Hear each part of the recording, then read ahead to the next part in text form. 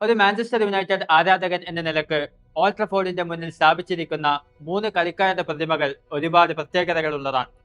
George Best, sir Bobby Charlton, Dennis Law എന്നിവരുടേതാണ് ആ പ്രതിമകൾ. 2005-ൽ ജോർജ് ബെസ്റ്റും 2023-ൽ സർ ബോബി ചാൾട്ടനും ഇന്നലെ ഡെന്നിസ് ലോവും ഈ ലോകത്തോട് വിട പറയുമ്പോൾ മാഞ്ചസ്റ്റർ യുണൈറ്റഡ് എന്ന വലിയ ക്ലബിനെ ലോക ഫുട്ബോളിന്റെ നെറുകയിൽ സ്ഥാപിച്ച മഹാപ്രതിഭകളാണ് ജീവിതത്തിന്റെ കളമൊഴിയുന്നത്. ഇന്ന് 3 പേരെയും വിസ്മരിച്ചുകൊണ്ട് മാഞ്ചസ്റ്റർ യുണൈറ്റഡ് എന്ന ക്ലബിന്റെ ചരിത്രം പറയുക അസാധ്യമാണ്. ലോക ഫുട്ബോളിനെ നിയന്ത്രിച്ചിരുന്ന അന്നത്തെ ബ്രസീൽ ടീമിൽ ഇടം പിടിക്കാൻ പര്യാപ്തമായ ഒരേയൊരു ബ്രിട്ടീഷ് താരമാണ് ഡെന്നിസ് ലോ എന്നാണ് പെലെ പറഞ്ഞത്. ഞാൻ കണ്ടിട്ടുള്ളതിൽ വെച്ച് ഏറ്റവും വേഗത്തിൽ ചിന്തിക്കുന്ന ഫുട്ബോൾ കളിക്കാരൻ എന്ന് ലിവർപൂളിന്റെ ഇതിഹാസ മാനേജർ ബിൽ ഷാങ്ക്ലിയും. എന്റെ നായകൻ എന്നാണ് മാഞ്ചസ്റ്റർ യുണൈറ്റഡിന്റെ ഇതിഹാസ മാനേജറായ സർ അലക്സ് ഫെർഗൂസൺ ഡെന്നിസ് ലോയെ വിശേഷിപ്പിച്ചത്. 84-ാം വയസ്സിൽ അന്തരിച്ച ഡെന്നിസ് ലോ ആണ് മാഞ്ചസ്റ്റർ യുണൈറ്റഡിന്റെ ആദ്യത്തെ കിങ് എന്നറിയപ്പെട്ടത്. ഇംഗ്ലണ്ടിനെയും യൂറോപ്പിനെയും ഭരിച്ചിരുന്ന 60കളിലെ മാഞ്ചസ്റ്റർ യുണൈറ്റഡിന്റെ കുന്തമുനിയായിരുന്നു ഡെന്നിസ് ലോ. വർഷങ്ങൾക്ക് ശേഷം എറിക് കന്റോണ ദ കിങ് എന്ന പദവി അലങ്കരിച്ചെങ്കിലും ഓൾഡ് ട്രഫോർഡ് വാണ ആദ്യത്തെ രാജാവാണ് ഡെന്നിസ് ലോ. ഡെന്നിസ് ലോയുടെ ഫുട്ബോൾ ജീവിതത്തെക്കുറിച്ച് പറയുമ്പോൾ വളരെ വെല്ലുവിളികൾ നിറഞ്ഞ ഒരു ബാല്യകാലമായിരുന്നു ലോക്കുണ്ടായിരുന്നത്. ക്രോസായി എന്നറിയപ്പെടുന്ന സ്ട്രാബിസ്മസ് രോഗമുണ്ടായിരുന്ന ലോക്ക് തുടർച്ചയായി കണ്ണുനീർ വരുന്നത് കൊണ്ടും ഇടയ്ക്കിടെ കണ്ണടച്ചുകൊണ്ടിരിക്കുന്നത് കൊണ്ടും സഹപാഠികളായിട്ടുള്ള കുട്ടികളിൽ നിന്നും ഒരുപാട് പരിഹാസങ്ങൾ ഏറ്റുവാങ്ങേണ്ടിയിരുന്നു. മാത്രമല്ല, കുട്ടിക്കാലത്ത് തന്നെ കട്ടിയുള്ള കണ്ണട വെക്കേണ്ടി വന്നതിനാൽ അവനെ കോക്ക എന്ന് വിളിച്ചും കുട്ടികൾ പരിഹസിച്ചു. ബാല്യകാലത്തിൽ തന്നെ ഫുട്ബോളിനോട് വലിയ താല്പര്യമുണ്ടായിട്ടും കൗമാര പ്രായത്തിലെത്തുമ്പോൾ മാത്രമാണ് അദ്ദേഹത്തിന് ഒരു ജോഡി ബൂട്ട് സ്വന്തമാക്കാൻ സാധിക്കുന്നത്. അപ്പോൾ ലോ കരുതുന്നത് താൻ മരിച്ച് സ്വർഗത്തിലേക്ക് പ്രവേശിച്ചിരിക്കുന്നു എന്നാണ്. കാഴ്ച പരിമിതി ഉള്ളത് കൊണ്ട് തന്നെ കളിച്ചുകൊണ്ടിരിക്കെ ഒരു കണ്ണടച്ചു പിടിച്ചുകൊണ്ടാണ് പലപ്പോഴും ലോ കളിച്ചിരുന്നത്. അതുകൊണ്ട് തന്നെ കൂടെ കളിച്ചിരുന്ന സഹപാഠികളായിട്ടുള്ള ആളുകൾ ലോയെ വളരെ നിസ്സാരനായിക്കൊണ്ടാണ് കണ്ടിരുന്നത്.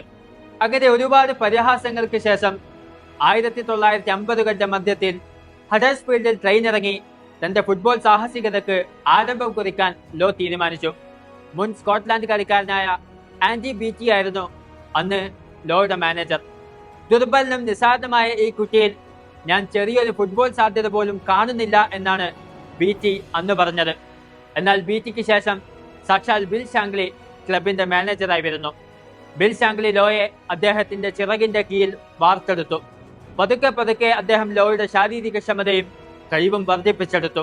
ഡെന്നിസ് ലോയെ കുറിച്ച് ഓർക്കുമ്പോഴെല്ലാം നമ്മൾ ആദ്യം ഓർക്കുന്നത് മാറ്റ് ബെസ്ബിയെ കുറിച്ചാണ്. എന്നാൽ മാറ്റ് ബെസ്ബിയേക്കാൾ മുമ്പ് ലോയുടെ വളർച്ചയ്ക്ക് കാരണമായ മറ്റൊരു സ്കോട്ടിഷ് മാനേജറായിരുന്നു ബിൽ ഷാങ്ക്ലി. അങ്ങനെ ഷാങ്ക്ലിയുടെ ശിക്ഷണത്തിനൊടുവിൽ 1956-ൽ 16-ാം വയസ്സിൽ അദ്ദേഹം ഫുട്ബോൾ പിച്ചിൽ അരങ്ങേറ്റം കുറിച്ചു. 60 വർഷത്തിനിടെ സ്കോട്ടിഷ് ക്യാപ്പ് നേടുന്ന ഏറ്റവും പ്രായം കുറഞ്ഞ കളിക്കാരനായി 2 വർഷത്തിന് ശേഷം അദ്ദേഹം അന്താരാഷ്ട്ര കരിയറും ആരംഭിച്ചു. സ്വാഭാവികമായും ആദ്യ മത്സരത്തിൽ തന്നെ ഡെന്നിസ് ലോ സ്കോർ ചെയ്തു. 1959-ൽ ഷാങ്ക്ലി ഹഡേഴ്സ്ഫീൽഡ് വിട്ട് ലിവർപൂളിലേക്ക് മാറിയപ്പോൾ ലോയെ കൂടെ കൊണ്ടുപോകാൻ അദ്ദേഹം ആഗ്രഹിച്ചു.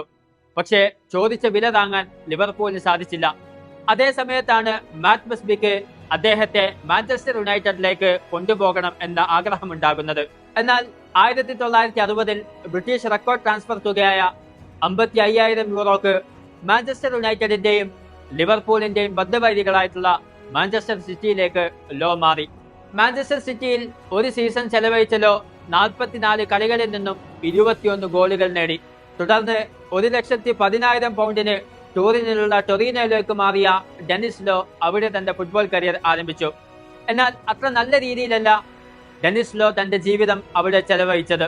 അവിടെ ക്ലബ് ലോയുടെ സ്വാതന്ത്ര്യത്തെ പരിമിതപ്പെടുത്തുകയും മാധ്യമങ്ങൾ അദ്ദേഹത്തെ കുറിച്ച് ആവശ്യമില്ലാത്ത തരത്തിൽ വാർത്തകൾ നൽകുകയും ചെയ്തു. ഒരു ജയിൽ സമാനമായ അന്തരീക്ഷമായിരുന്നു ലോക്ക് അവിടെ ഉണ്ടായിരുന്നത്. അങ്ങനെ 1 വർഷത്തിന് ശേഷം ടൂറിനിൽ നിന്നും ലോ രക്ഷപ്പെട്ടെത്തിയത് ഓൾഡ് ട്രഫോർഡിന്റെ മുറ്റത്താണ്. 1962-ൽ തന്റെ 22-ാം വയസ്സിൽ ഓൾഡ് ട്രഫോർഡിന്റെ മുന്നിൽ കാലെടുത്തു വെക്കുമ്പോൾ ഈ മുറ്റം പിന്നീട് തന്റെ പേരിൽ അറിയപ്പെടുമെന്ന് ഡെന്നിസ് ലോ ഒരിക്കലും കരുതിയിട്ടുണ്ടാവില്ല.